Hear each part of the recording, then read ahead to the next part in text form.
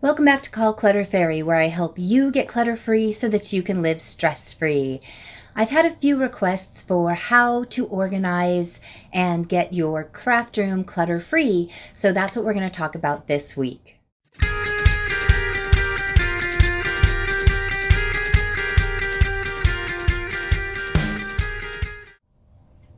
So I really want to dive into a couple of things before we get into the step-by-steps on how to get your craft room organized and clutter-free. First of all, I have been sick, so I am sorry if I sound different. This week's video is going to be a lot of images that I'm showing you because as I was trying to record, my voice kept going in and out, so it was easier for me to do segments. So thank you for forgiving me on that. I'd like to go ahead and talk about YouTube.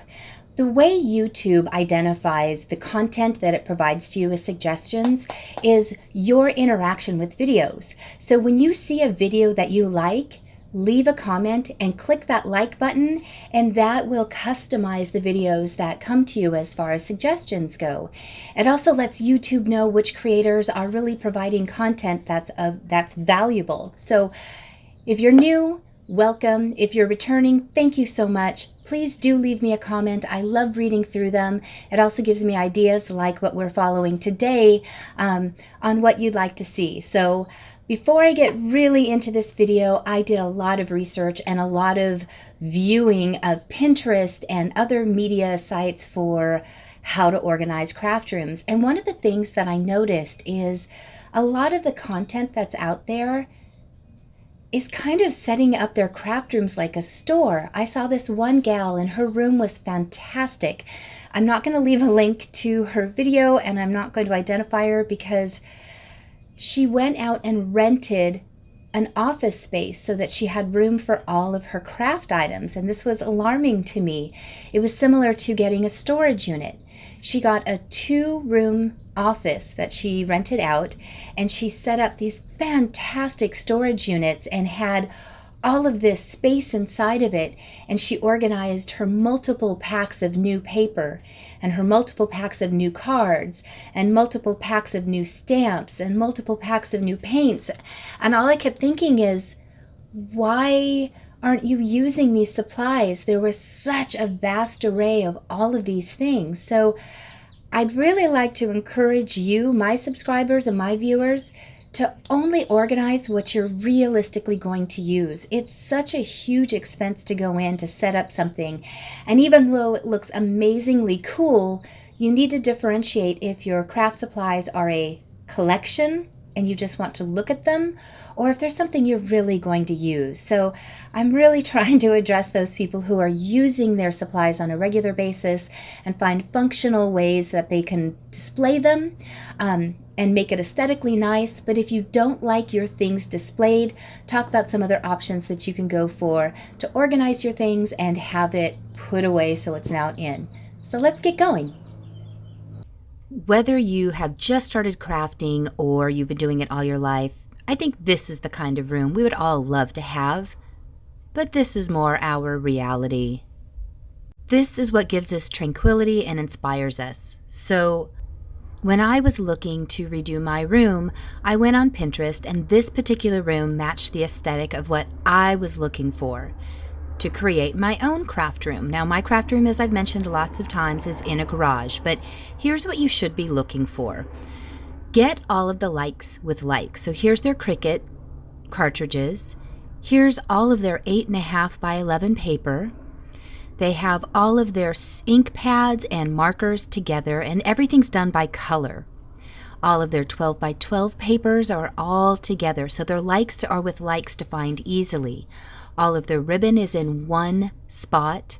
And then, of course, we all have to have some hidden storage for just the miscellaneous things. But this is a perfect example of what I'm going to be going over in this, which is helping you get organized with your craft supplies. Now, this room is stunning, but I could never afford a room like this. I'm a single mom with no money. So whether you can afford a big room, an area in your house, or just a cabinet or closet, I want to talk to you about different storage methods today.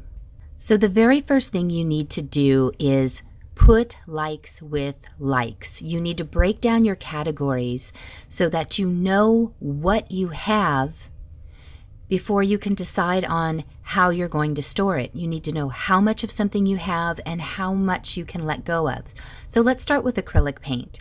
If you have a small amount, a little bin like this is going to be perfect. If you like it visually displayed, you can hang baskets or have pretty containers. But if you have a larger amount, you need to find a better way to store it in a way that you can either see it or slide it behind when you don't want that visual. I personally didn't have a lot of acrylic paint, so I used a small box from IKEA. I think it was $2 or $3. And I got some foam core and just made dividers because I didn't like it falling over all the time. So this project was literally like $4 for me, but I keep my paints kind of organized in color schemes. And I just keep my brushes in a drawer in one of my organizers so I always know where they're at. I am a huge scrapbooker and card maker, so my paper needs to be organized. So for me, I like all of my papers broken down into color codes, and I have all of the printed or multi-patterned in the front of my color category, and then I have my solids towards the back. The other thing I'm about to convert to, because I had always kept all of my scraps in a file folder, and when I needed the color, I could just go through and flip to the color that I needed and see if I had a scrap in that color hue that I wanted.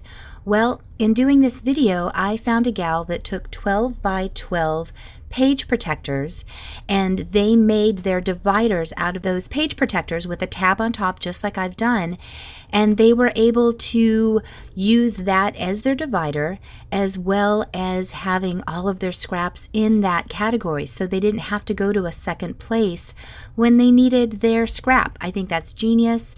If you're interested in seeing that technique, let me know and I can make a video, so leave a comment below if that's something you'd like to see. Now, if you're finding that these small embellishments are a large portion of what you have, again, go on Pinterest, find ways that you would like to display it. If you're not a visual person, then there are better ways that you can organize this, but keep all of the similars with similars. These are the jars I got from IKEA. I didn't have a lot, but I wanted that look in my room, so I just got 6. I keep a couple of small things in it, but you can get as detailed or as minimal as you want. Here's a folder where they keep them all in small plastic bags that you can get from the Dollar Tree. Again, I really wanted the look of these larger jars, so I keep my small bags inside of those, and I'm really happy with how easy it is to get as well as what it looks like. If you are one that has a lot of quilting or sewing projects, there is a plethora of ideas on Pinterest. I'm not a sewer, so I buy just enough fabric to do my project and then I get rid of it. But this filing your fabric I thought was super cool.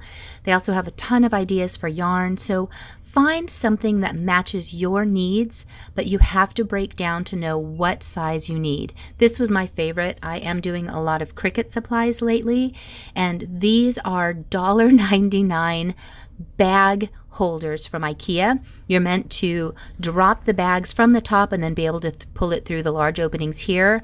But if you use your Cricut or a Silhouette at all, you know that holding all of this vinyl becomes a pain. So this is a great way to visually see it. This little cutie is just a drawer that somebody drilled holes through with dowels and then they put a base on it. Do not underestimate the use of containers from the Dollar Tree. You can get packages where they're, 2 to 4 containers inside of a package, which means this is a really cost-efficient way. And because they have so many different shapes and sizes, you should be able to find something that matches once you've broken down your categories and you know what size you need. These can then be set inside of a cabinet or neatly on a shelf, and they even have teeny tiny ones. So no matter what your style is for your craft room or size space you have, do some research, but the first thing, break those categories down, take it in small bites. I always suggest that 15 minutes. Well, I hope you liked this week's video. As always, I hope some of these tips helped you or inspired you to tackle an area in your home. I love seeing your craft room, so if you do tackle a craft area, please show me your before and afters. It really inspires me and gives me ideas that I might not have had before.